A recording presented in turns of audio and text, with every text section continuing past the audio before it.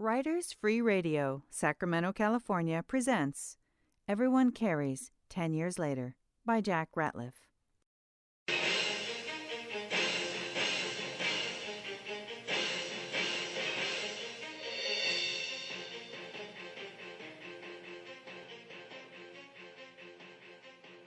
Good evening, I'm Barbara Sinclair, and welcome to KCRB's Special Report, Gun Control, Everyone Carries 10 Years Later. It has been 10 years since the Everyone Carries Act was signed into law. After the assassination of President Barack Obama, the bill allowing every citizen over the age of 18 to carry a sidearm was unanimously passed by both houses and signed into law 10 years ago this week by President Joe Biden. The bill also made provisions for high school students to carry a sidearm as long as they participated in the gun safety, use, and maintenance program at their local high school. Since the law was enacted, violent crimes such as armed robbery, assault, and domestic violence have dropped to all-time record lows. But no one can forget the bloodbath that took place in the first 5 years. Although the country was technically at peace, the years known as the Bloody Five still remains the deadliest in American history. Because of their slow response in passing laws which define what constitutes a legal shooting, Congress has carried the blame for the Bloody Five. But in a recent study funded by Congress, it is the Napoleon complex, also known as short man syndrome, that is responsible for the initial surge in the carnage. The study claims that with a sidearm, all Americans are made equal, regardless of sex, race, religion, or size. Tonight, I'll be interviewing 3 people from different walks of life, including the Governor of California, Joan Fitzgerald. We'll be right back after this short break.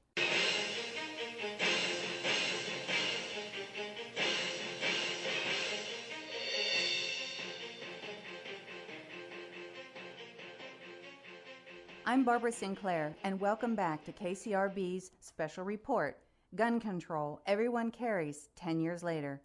I'm on location at the Folsom Boulevard branch of the popular fast food chain Happy Clown Burgers and Fries with store manager Joe Boyd. Joe, welcome and thank you for talking with us today. Thank you. I'm glad to be here. Now, you started working for Happy Clown when you were a senior in high school. Is that correct? Yes. Was the Everyone Carries Act in effect when you started? No, it was about 6 months later. And it was shortly after that that you were wounded and 2 co-workers were killed by a disgruntled customer. Well, not exactly. Can you tell us what happened? Well, I was working the register and a customer from the drive-thru came into the store and demanded to see the manager. Before the manager got to the counter, the customer just started yelling at her because his order was wrong. So the customer had gone through the drive-thru and there was a discrepancy with his order and he came into the store to complain? Right, but the customer was yelling really loud and the manager kept apologizing. And then the customer demanded a refund. The manager said all she could do was to remake the order, and that's when the customer drew his gun and shot her in the chest and killed her dead. And how did you get wounded? Well, all the other customers pulled out their guns and started shooting, and that's when the disgruntled customer was killed and I got hit in the shoulder. Another coworker was wounded, and another one was killed from all the gunfire. Did you draw your gun? No, I didn't carry a gun at the time because I really didn't understand what was happening with the new law. But I see you carry a gun now. Absolutely. Did anyone ever apologize for shooting you or your coworkers? No, never. You came back to work at Happy Clown after you recovered from your wounds, and obviously you've chosen to make Happy Clown your career. But do you feel safe working here? Oh, absolutely. As you can see, Happy Clown has put up bulletproof glass in front of the cash registers just like at a bank. And we have a sliding door for passing food and money at the drive-thru. And look up there at the top of the glass by the ceiling. We have vents so customers in the dining area can still smell the burgers and fries cooking. Have you ever been involved in any other shooting incidents since you were wounded? Yeah, I defended myself from an employee who reached for his gun after I cut his hours. And one time at the grocery store, the lady in the line in front of me thought her total was too high and drew on the checker. I was able to pull my gun and get a shot off first. So you have 2 justified kills to your credit, 1 self-defense and 1 in defense of human life? That's correct. Have you attended any gun training courses? No, I have a simulation game for my PS7 and play almost every day. Joe Boyd, manager of Happy Clown Burgers and Fries in Midtown Sacramento. Thank you, Joe, for being with us today. Thank you. We'll be right back with Gilbert Martinez, the gun safety teacher at Rosemont High School, and Governor Joan Fitzgerald. Mega Medicate, California's premier one-stop shopping for quality cannabis and pharmaceutical narcotics. We have doctors on site and ready to write prescriptions for medical conditions such as back pain, arthritis, insomnia, erectile dysfunction, hangnails, and excessive ear hair. Mega Medicate, where Californians medicate.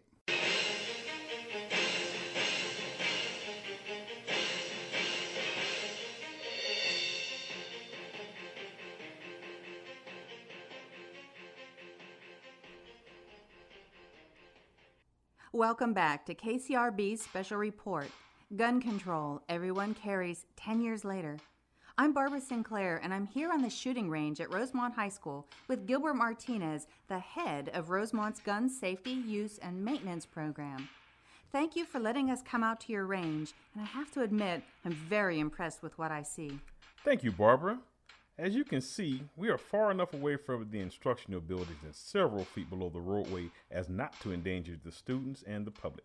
Yes, this must have been quite an expense to taxpayers.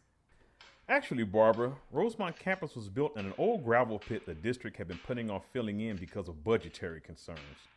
When Congress mandated that high schools must implement a firearms safety program, we crunched the numbers and found that we could build a model facility for firearms safety at half the cost of filling in the pit. How long have you been a teacher? I've been teaching for almost 20 years now.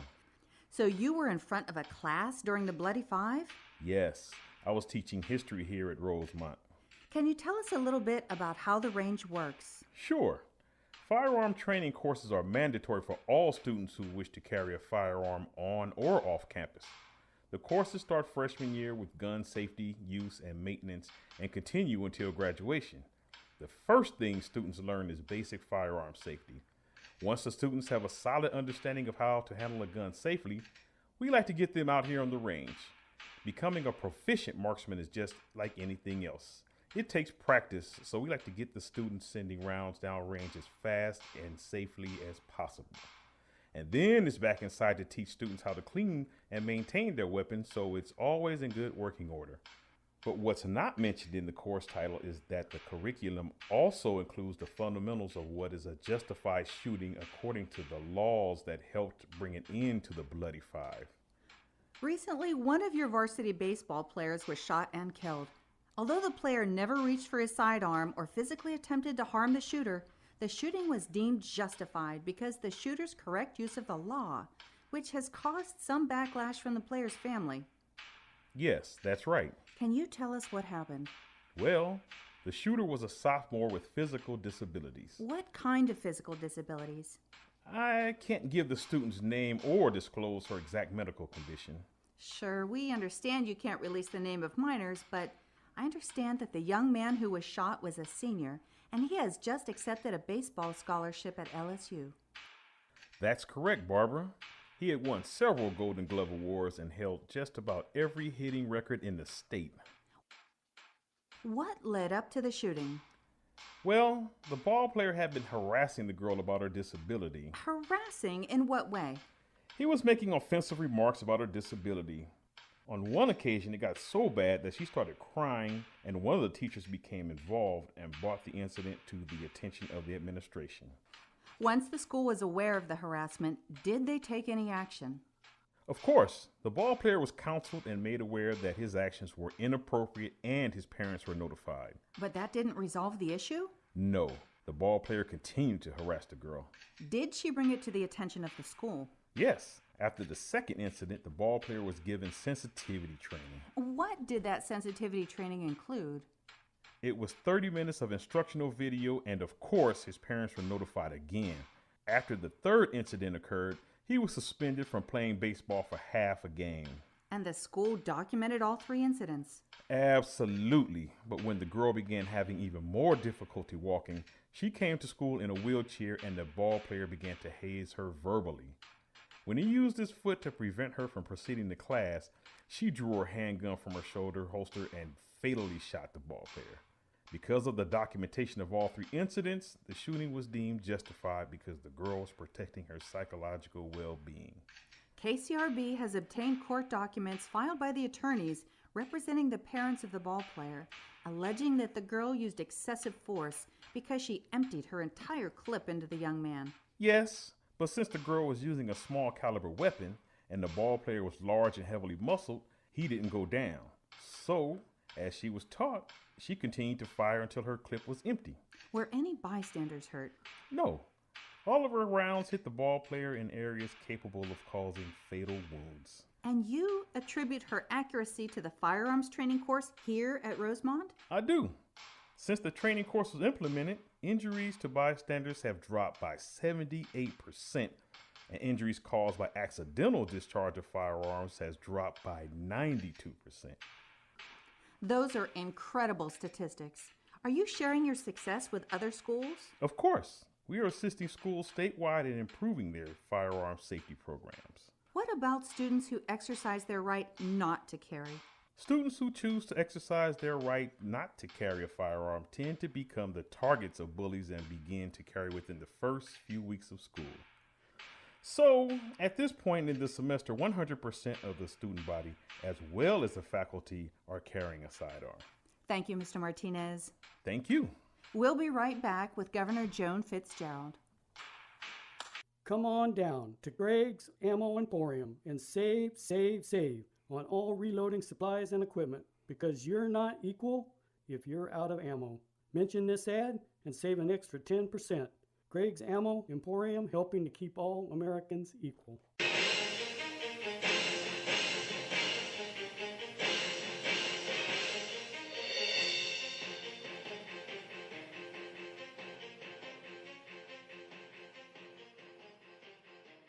I'm Barbara Sinclair, and welcome back to KCRB's special report, Gun Control, Everyone Carries 10 Years Later.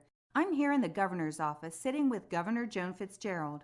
Welcome, Governor, and thank you for taking the time from your busy schedule to talk to us. Thank you. I'm glad to be here and have this opportunity to talk to your viewers about gun safety and to let everyone know about some of the upcoming events sponsored by the state to help make the Everyone Carries law more effective. Before we get into those programs, I'd like to talk about your history with the Everyone Carries law. When the law first passed, you were a state senator. You opposed the law and vigorously petitioned Californians to exercise their right not to carry. Yes, that's correct. The Everyone Carries Act has drastically reduced violent crime, not only here in California, but nationwide.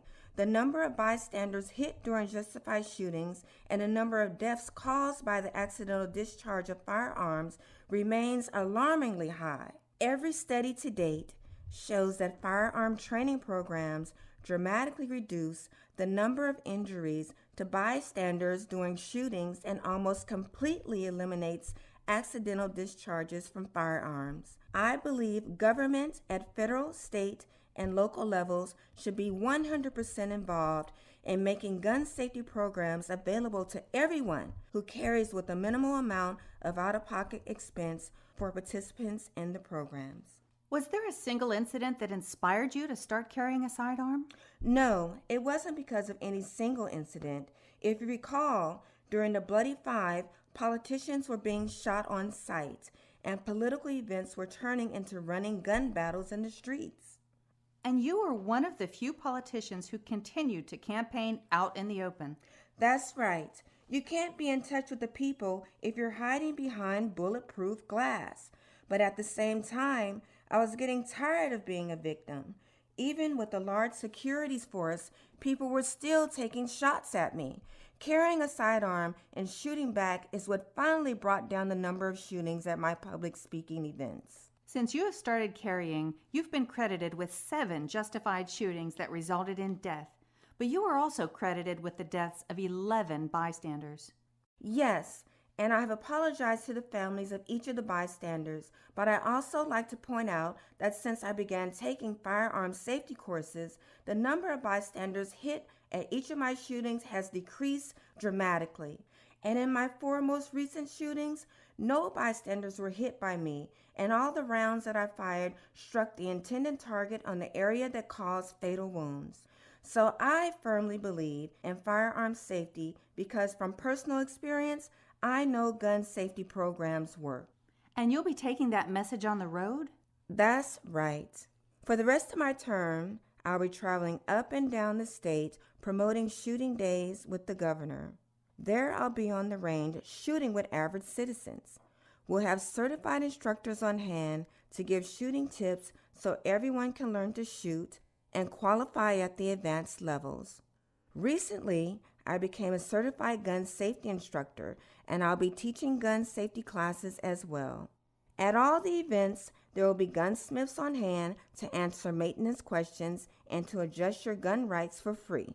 We'll also be giving away free ammunition. In addition to free ammo at events that I attend, the state will be handing out free ammunition at similar local community-sponsored events such as Shooting Day with the Mayor. Free ammo, isn't that kind of a throwback to the days of buffalo hunting on the Great Plains? Oh no, I'm sorry. Let me clarify that. The free ammo is for use at the range on the day of the event. It's so everyone can come down to practice and qualify, including low-income families. So you can't just show up, grab some ammunition, and leave? That's correct. It must be used on the range that day. Wow, sounds like a lot of fun. Absolutely. And it's more than just training. We'll have shooting activities for adults and children. We have time for one last question. There's been an ongoing debate on legalizing the open carry of rifles and shotguns. What is your stance on this issue? I'm opposed to open carry of rifles because they are an offensive weapon, not a defensive weapon, and shotguns inflict far too much collateral damage. Thank you for your time, Governor. I'm Barbara Sinclair, and I'll be right back with a few final words after these messages. Mega Medicate, California's premier one-stop shopping for quality cannabis and pharmaceutical narcotics. We have doctors on site and ready to write prescriptions for medical conditions such as back pain, arthritis, insomnia, erectile dysfunction, hangnails, and excessive ear hair. Mega Medicate, where Californians medicate.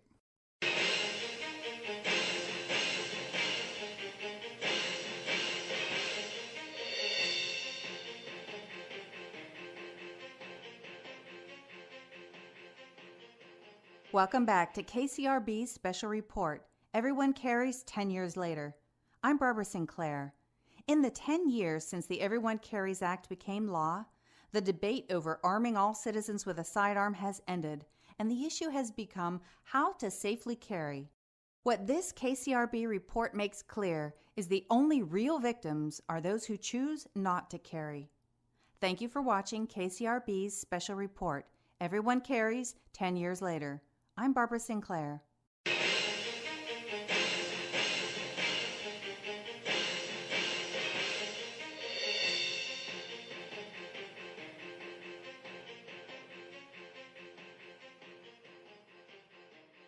Voices by Todd Boyd, Doug Hughes, Kay Sable, Tony Vaughn, and Curtis Alcutt.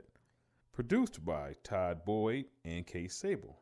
Based on the short story Everyone Carries 10 Years Later by Jack Ratliff.